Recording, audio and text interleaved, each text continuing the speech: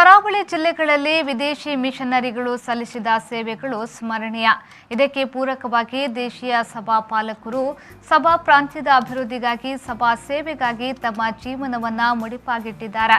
ಇಂಥವರಲ್ಲಿ reverend George A Bernard ಕೂಡ ಒಬ್ಬರು. ಇಂಥವರನ್ನ ಸ್ಮರಿಸಿ ಅವರ ಹೆಸರಿನಲ್ಲಿ ಕರ್ನಾಟಕ ಥಿಯೋಲಾಜಿಕಲ್ ಕಾಲೇಜಿನ ಮುಖಾಂತರ ಗಾರ್ಡನ್ ಒಂದನ್ನ ನಿರ್ಮಾಣ ಮಾಡಿರುವುದು ಅಭಿನಂದನೀಯ ಎಂದು Church of South India Karnataka central ಡಯಾಸಿಸ್ನ bishop reverend doctor P K. Samuel ಅವರು ಹೇಳಿದರು.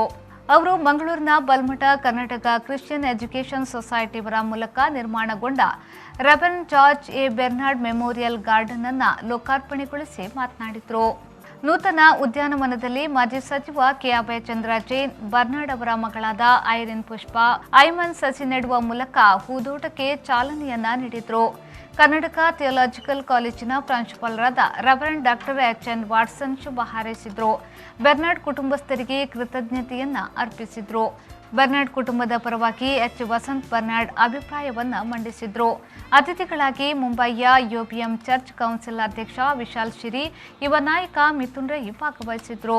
ಕಾರ್ಯಕ್ರಮದಲ್ಲಿ ಕೆಟಿಸಿಯ professor reverend doctor Frederick Anil Kumar, reverend doctor Anil Watson, Hebich training ಇನ್ಸ್ಟಿಟ್ಯೂಷನ್ನ ಪ್ರಾಂಶುಪಾಲರಾದ ಆರ್. ಚೇತನ್, ಬಲ್ಮಠ ಪ್ರೆಸ್ನ ಮ್ಯಾನೇಜರ್ ರಾಲ್ಫ್ ಕೋಟ್ಯಾನ್, ಬೆಂಗಳೂರು ಡಯಾಸಿಸ್ನ ಸಪ್ನಾ ಅಮನ್ನ ಮತ್ತಿತರರು ಉಪಸ್ಥಿತರಿದ್ದರು.